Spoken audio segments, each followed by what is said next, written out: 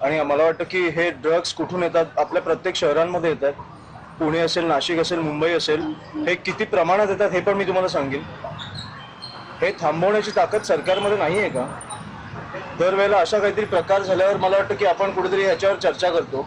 हे थांबवण्याची मला वाटतं की ताकद असली पाहिजे की पोलिसांना तुम्ही एक 24 तासाचा फ्री हँड द्या.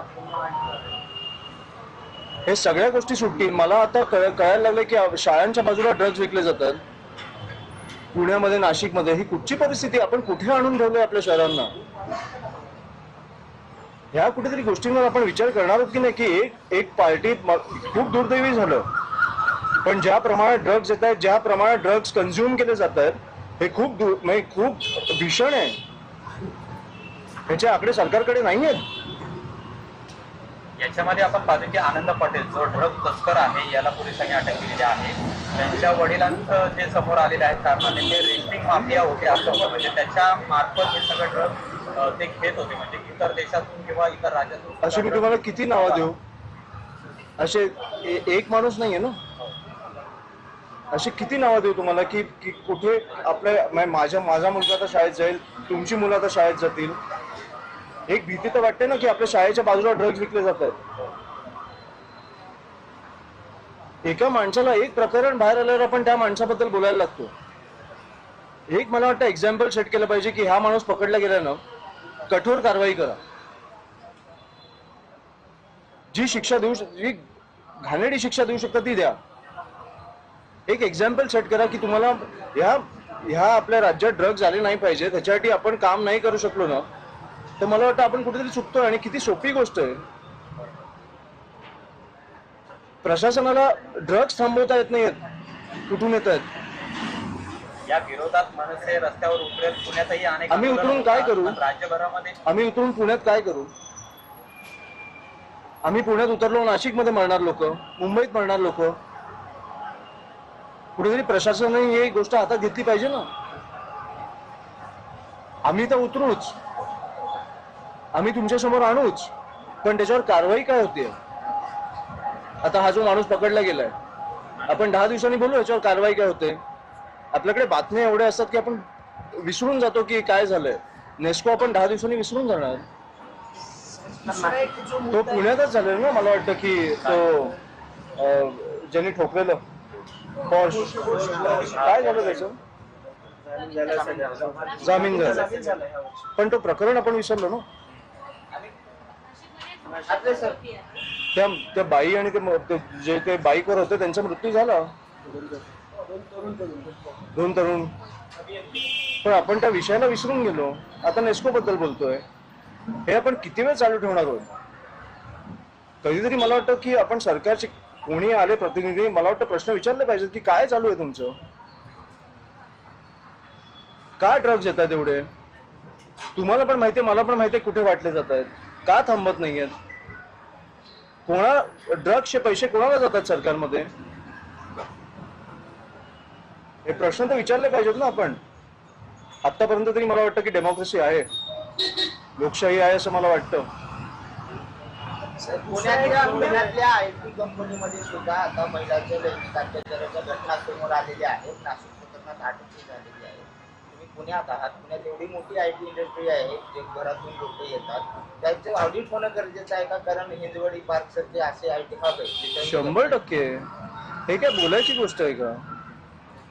तुम्हाला माहित नाही तुमच्या कंपनीत कोण काम करतंय?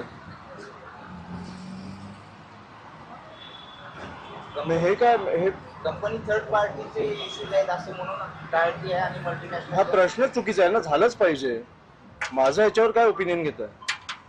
तुमची पक्षाची भूमिका म्हणून काही? पक्षाची भूमिका नाहीये. मी माणूस म्हणून बोलतो तुमच्याशी. दरवेळेला बोलतो तेव्हा मी नेता म्हणून बोलत नाही. मी दरवेळेला तुमच्याशी बोलताना माणूस म्हणून बोलतो. आणि मला वाटतं की शहरं कुठेतरी कोलॅप्स होत आहेत आपल्या समोर. तुम्ही या शहरांमध्ये राहता, मला वाटतं की तुमच्या समोर तुम्ही जिकडे वाढलाय ते शहर कोलॅप्स होत आहेत तुमच्या समोर, आणि तुम्हाला काही पडलीच नाहीये. तुम्ही आजचा विषय घेता, 10 दिवसांनी विसरून जाता. ट्रॅफिकचा विषय जबाबदार कोण आहे? तुम्हीच सांगा. तुम्ही इकडे बसा आणि तुम्हीच सांगा. नाही, पण आता नाशिक मधल्या, अमरावती मधली जेवढी प्रकरणं येत आहेत लैंगिक अत्याचाराची, त्याच्यात कुठलीही भूमिका सरकार घेत नाही. कडक म्हणजे जी SIT मग हे तुम्ही सरकारचे प्रश्न मला का विचारता? नाही, राजकीय पक्ष म्हणून राजकीय पक्ष म्हणून काय, मी असो तर फाशी दिली असती.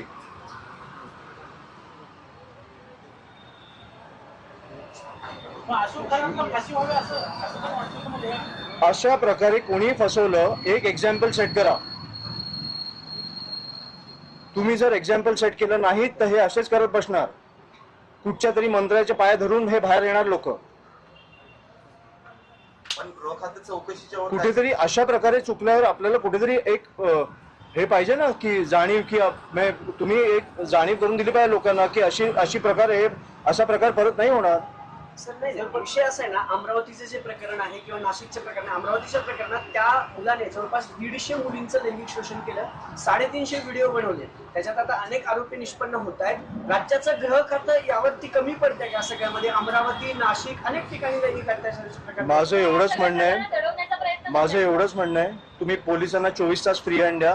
मला वाटतं की मुख्यमंत्री जेव्हा तुमच्यासारखं प्रेस समोर बसून फ्री हँड देतील की पोलिसांना आजपासून उद्यापर्यंत फ्री हँड आहे, जे गुन्हेगार आहेत त्यांना पकडून मला माझ्यासमोर आणा. मला वाटतं की पोलिसांकडे ती ताकद आहे. मला नाही वाटत. मला नाही वाटत. प्रत्यक्षपणे असं सांगताय की गृहमंत्र्यांचा पोलिसांवर दबाव आहे, सगळं फ्री हँड नाहीये. फ्री हँड आहे नाहीये असं नाही. तुम्ही मला का प्रश्न विचारता? पत्रकार म्हणून नाही, माणूस म्हणून बोला ना माझ्याशी. तुम्हाला वाटतं फ्री हँड आहे? नाही, हे फक्त एक माणूस करू शकतो.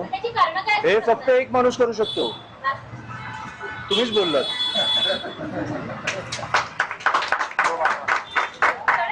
आणि मला वाटत नाही की एक दिवस करेल तो माणूस. तो मला वाटतं 365 दिवस त्यांना फ्री हँड देईल. तुम्हाला महाराष्ट्र ज्या प्रकारे साफ दिसलेला बघायला मिळेल ते मुख्यमंत्री झाल्यावर, हे वेगळं असेल. मुख्यमंत्री हे देत नाही, त्याची कारणं काय वाटतात?